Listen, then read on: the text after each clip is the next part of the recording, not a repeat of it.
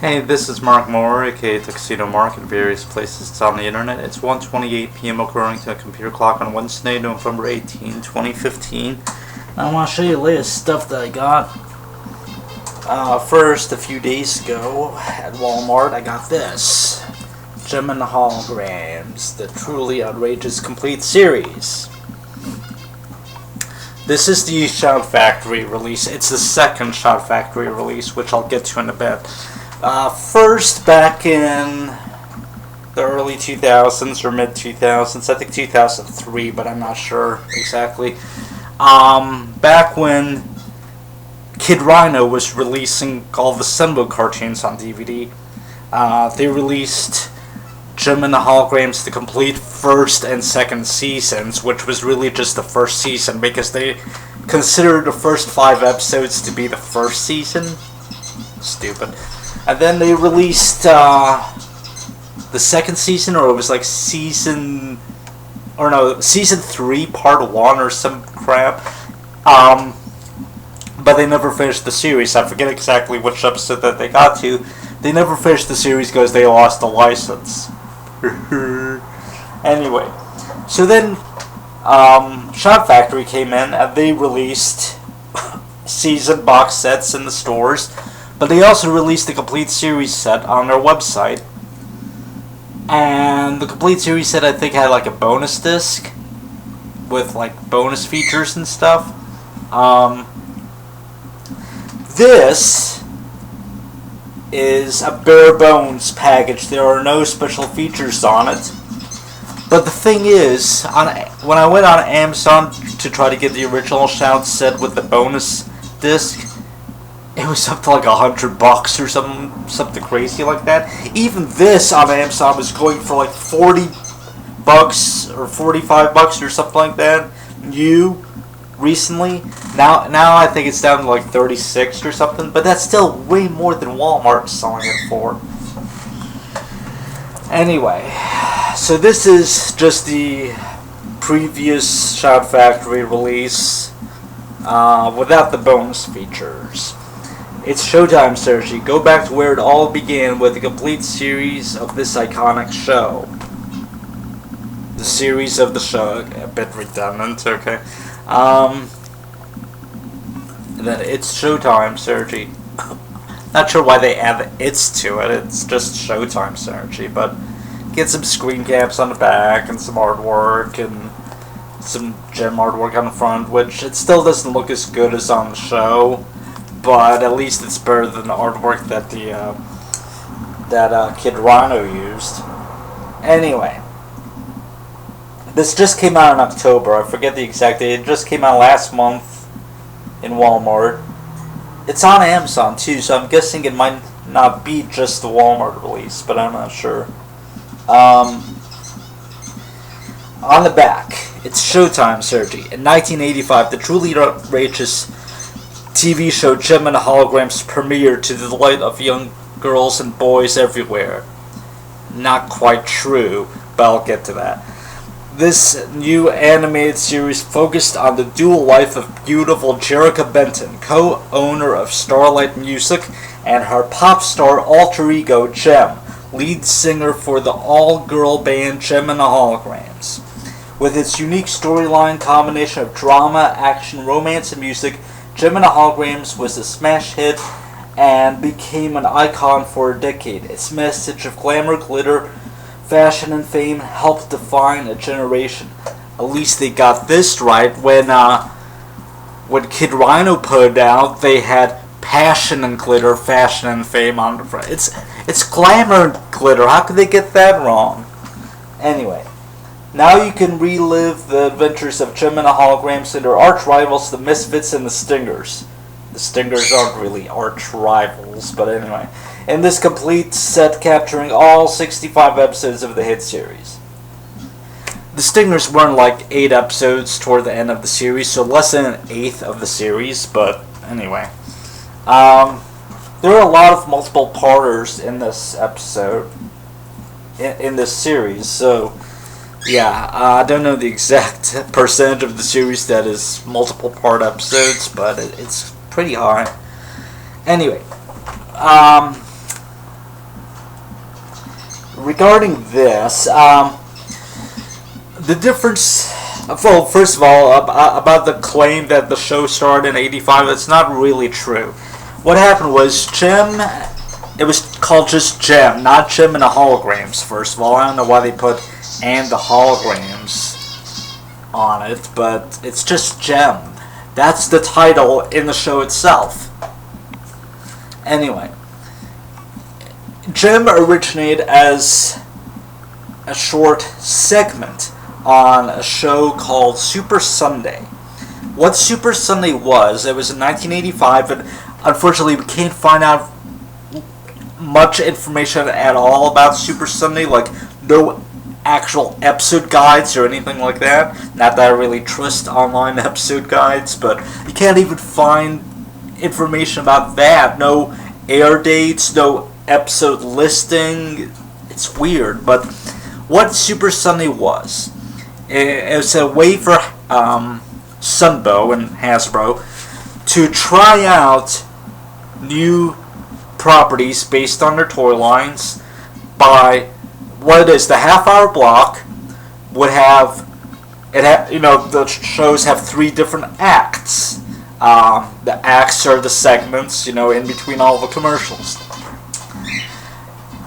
Each what would normally be an act for a regular half-hour show, each of those was devoted to one particular property. Jim, and there were more than 3 of these series being tested out on Super Sunday. Some of them, were dropped, others were put in later, and like I said, you can't really find a good source of information about what aired when. But Jim was in the middle, and there were others. There were other things like Robotics, which aired just their segments, and then it was dropped and was never heard from again. It was like a Transformers 2.0 type of thing. It was kind of similar to Transformers. You had warring alien races that could take control of robots and become robots, and it was weird. But it used a lot of the same music from Transformers. It even had Victor Caroli from the Transformers narrator doing the narration. He had a lot of the same voice actors in there. So yeah, it takes place in the future sometime. I don't know when exactly, but that was one of them. There was another called Bigfoot. I think it was not called just Bigfoot, but it was about the monster trucks, and I never saw that one. There was also Inhumanoids, which actually also made it to series. After the initial segments were edited into the first 5 episodes of the series, and then they made 8 more episodes after that, for a total of 13, and then it was canceled. And then there was Jim, which was the most popular of all. And Jim had the 15 segments, which were later edited into the first 5 episodes of the series, and then they made 60 more for 65 episodes. So Jim was the most successful by far of the series that originated on Super Sunday. Here's the thing with the first 5 episodes.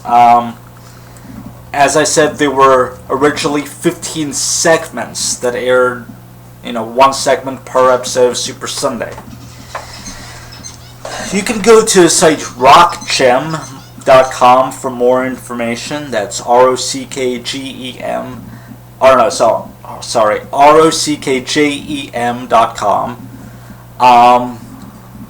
There's, detailed, explanations and screenshots there about the multiple versions of the first 5 episodes. But essentially what happened, Jim, the episodes the segments were edited into the first 5 episodes of the series.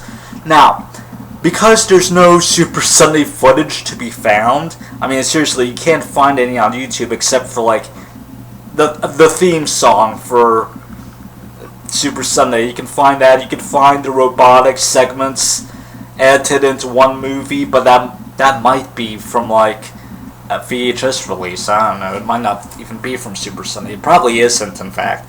But the only thing I saw from Super Sunday was the multiple theme songs where... Okay. Super Sunday had its own theme song.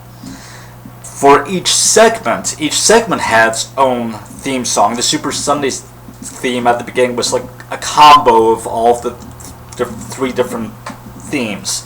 But then each segment had its own theme. Also, there was a next episode preview, I think. I'm not sure about the next episode preview. I know there was a previously on that aired before the segment started. Okay, so that's a lot of like previews and stuff in there, and multiple themes, obviously.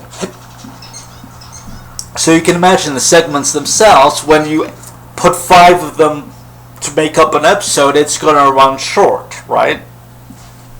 Because you have only one theme song. If you got the next episode previews, if you got the previous episode recaps, but there's only one preview and one recap per episode.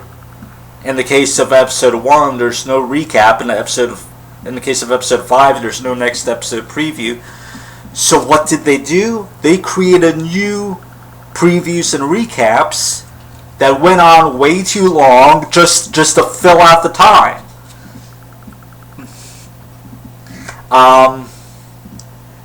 I've heard different sources say that was the case for all of the first 5 episodes, and I've also heard it said that was for only the first 2 episodes. I'm not sure about that. But rockgem.com, I believe, has the first 2 episodes documented in full, like all of the changes across the board. Later on, and keep in mind, because we'll call this 5-episode version number 1. And keep in mind that because we don't have the Super Sunday footage to look at, we can't know if any alterations were made to the segments or not in this 5-episode version 1. But that's the purest form that we have to look at. Later on, after a certain number of episodes of the half-hour show had been made, I forget exactly how many, but they went back. Sunbow went back and they re-edited the episodes. Now here's the thing. There is what rockgem.com calls an unreleased retakes version.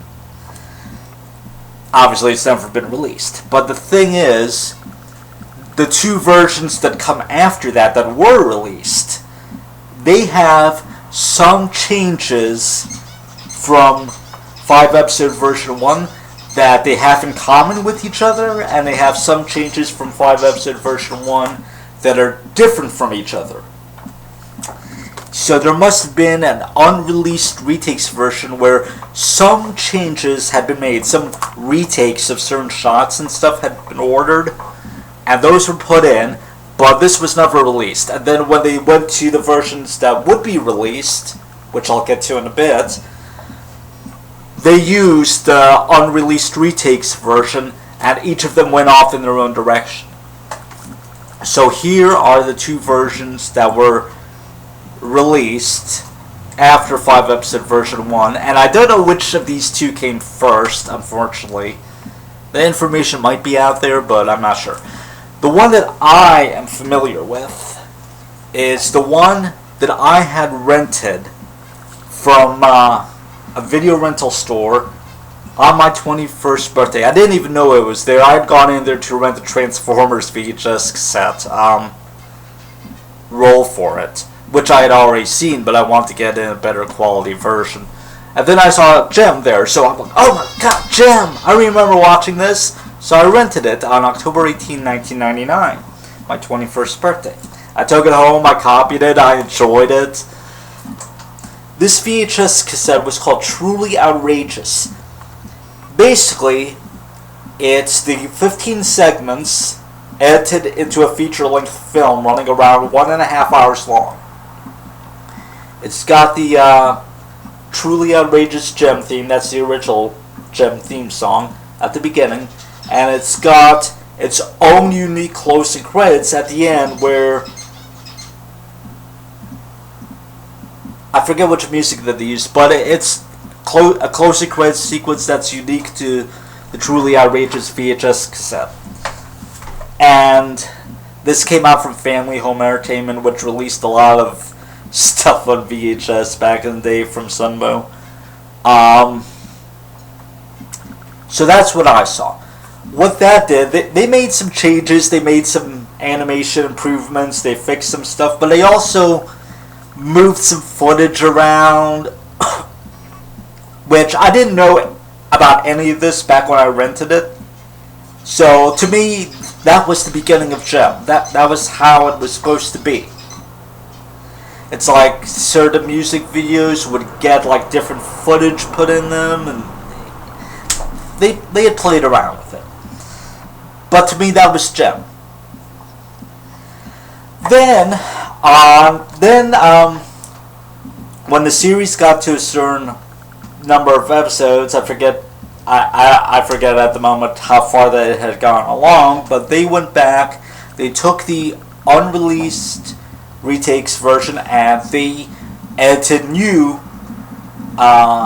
versions of the first 5 episodes to replace the originals when they were airing them on TV and stuff. And this we'll call 5-episode version number 2. What they did was they got rid of the lengthy previews and recaps. They greatly shortened those, but to make up the time, they did 2 things. First of all, they extended the music videos, not by recording new lyrics or anything like that. They just looped it, and sometimes it was done pretty badly, actually. They just repeated the lyrics, and they animated new footage to extend the music videos.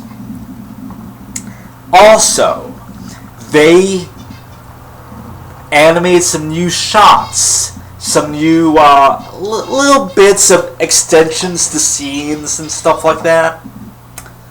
For example, in the first episode, when Jerica goes to Starlight Music to ask Eric about borrowing money from the company, originally she just takes the elevator up, and then she goes and she sees Eric in her father's office. And then when Eric introduces the Misfits and they ride into the office on their guitar motorcycle things or whatever, then the music video for Off My Way starts. In version 2, when Jerica takes the elevator up, first she meets a new secretary.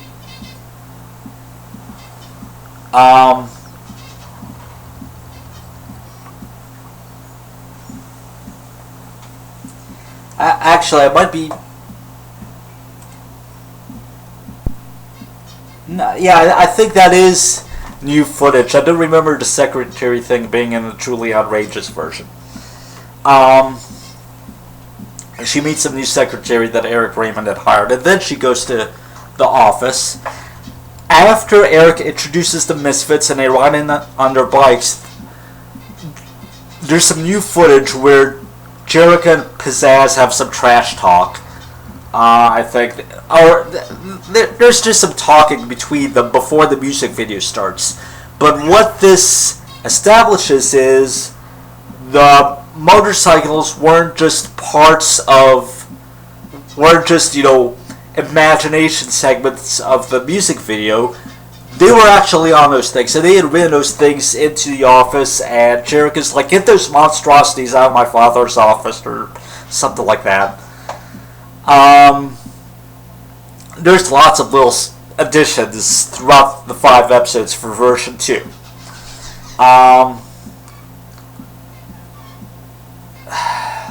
Also, I think some footage in version 2 was deleted, like Ashley saying, "What a dump," and she jumps onto a chair which collapses.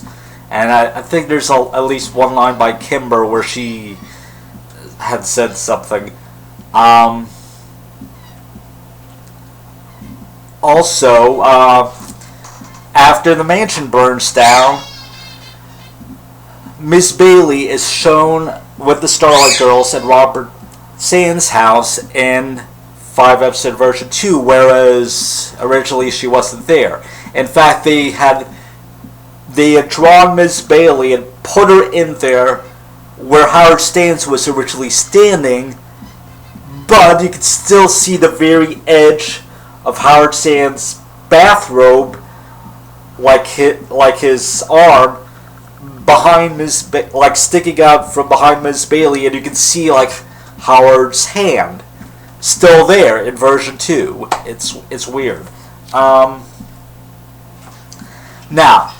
when Kid Rhino put out their DVDs, this was the case for all of the Cinema series. They had found what seemed to be 35mm film prints of the episodes, and they thought, wow, 35mm film prints. They had a choice between that or the 16mm videotape masters.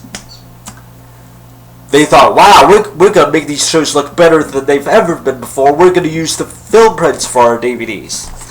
Here's what they didn't realize.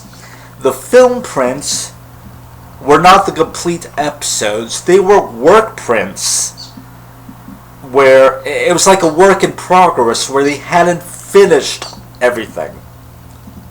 A lot of the animation was incomplete. A lot of them had animation errors, coloring errors, stuff like that. Rhino had no way of knowing this, but that's what they put on DVD. And in fact, they had also hired some third-party company to add new sound effects so they can make like a stereo sound type of, I don't know if it was 5.1 or what, but it was like, they put in sound effects and then they went ahead and lied about it, saying, those extra sounds have always been in there, you just haven't been able to hear them until now with our brand new stereo mix. Yeah, that was a lie. But anyway, so the Rhino sets, it did not contain 5-episode version 2 exactly. It contained an unfinished work print version of 5-episode version 2, where not all of the retakes had been inserted yet. Now, just going by Rock Jam, and that they had covered only like the first 2 episodes, I think. But from what I could tell, or maybe they had covered all 5 episodes, but only like the first 2 completely or something. I forget exactly, but from what I could tell, there was one shot after the Misfits had crashed the Lindsay Pierce show. They had crashed Gem and the Holograms interview. There was a scene where, lights and stuff were falling from the ceiling and there was fire. Originally, Gem had jumped backwards out of danger. But in the retake, in 5-episode version 2, she had fallen forward, face first onto the floor, which I think that was not an improvement. It made Gem look weak and helpless. But in the Rhino sets, she jumps backwards. Despite the fact that all of the other retakes that RockGem.com had said were present in 5-episode version 2, those were present on the Rhino DVD set, except that one of Gem falling face first onto the floor. Instead, she jumps backwards, just like she had done in 5-episode version 1. So that's an example of a retake that hadn't been inserted yet. What this is, Shout used the 16mm broadcast masters. So, from what I heard, for at least the first 2 episodes, 5-episode version 1 is used. As for the other 3, it's probably version 2, but I'll have to watch it to make sure.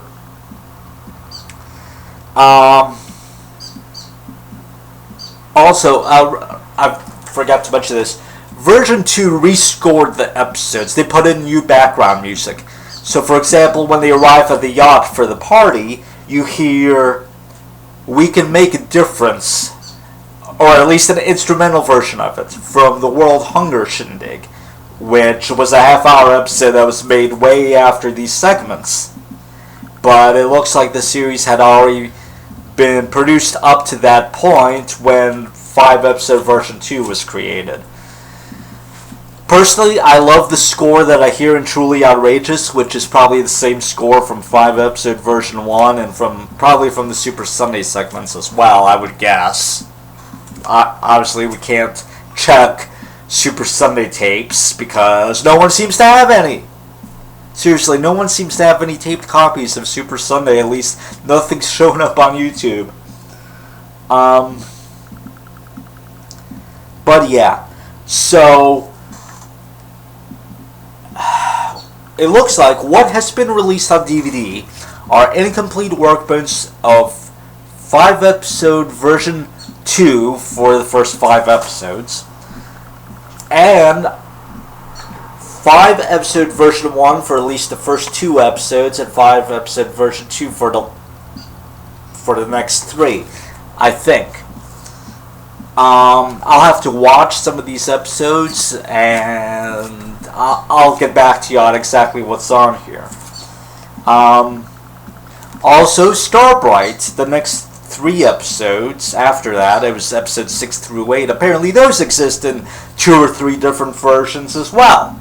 But I'm not as familiar with all of the changes for those, and obviously I'd have to check rockgem.com and check my various DVD sets to see which version is on which episode or on which sets, and yeah. Why did Sunmo go back and mess with things afterwards? It causes such a headache. Obviously, no release is going to have every single thing on it, and some versions of the episodes probably haven't been released on DVD at all. Jeez. Anyway, on to what I got today. Finally, my comics from T-Faw.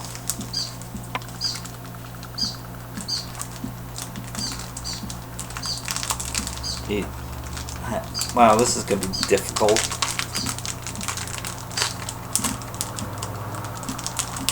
Wow, they really taped this thing.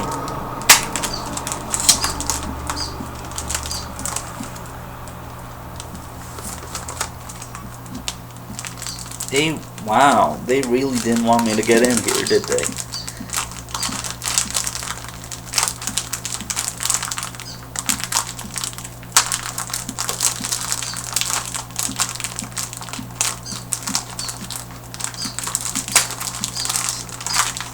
Seriously? Jeez. Anyway. Back to Future number 2 of 4. We got part 2 themed cover on here. Let's see exactly what kind of... oh, the ad for the card game on the back. But anyway.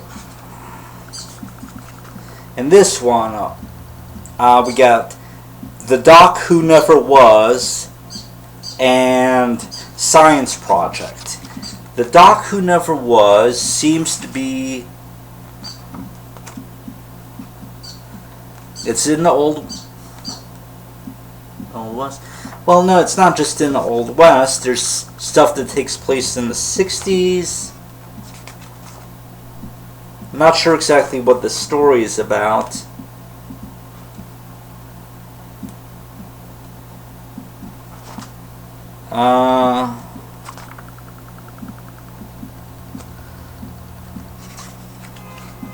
I'll have to read it to see what's about. Then we have Science Project. Takes place in 1984.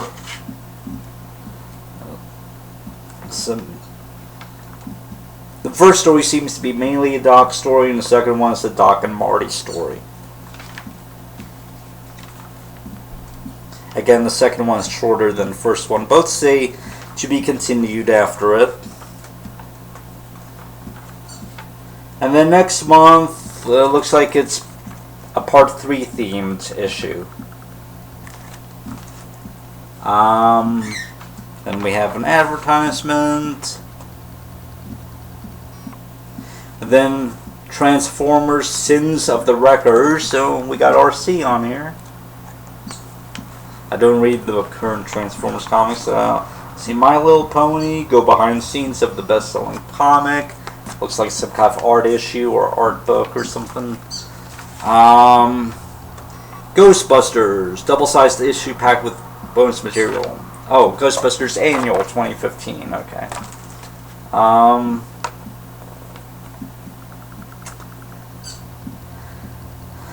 Then just an ad for an app or whatever on the inside back cover, and that's it. That's Back to the Future. Then Lara Croft and Frozen Omen #2. Yay. And then the big one, Gem and the Holograms Annual. This is a big comic. It's the Outrageous Annual. With the little blurb on the back.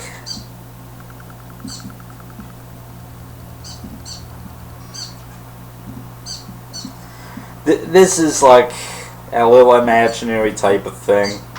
Truly, truly, truly outrageous. The concert is over. Gem and the Holograms are a sensation. Now, it's time to relax. As Jericho, Kimber, Shayna, and Asha argue about what movie to watch, their imaginations run wild and carry them all into their own worlds of fashion, fame, excitement, and adventure. So,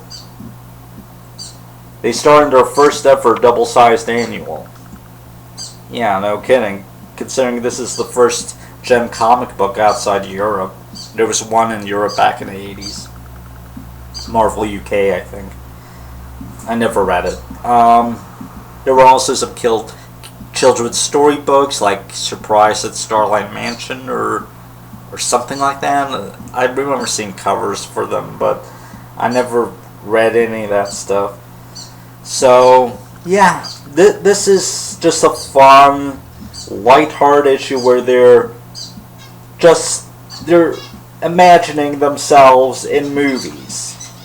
So we get like Shayna Wars, haha, and I'm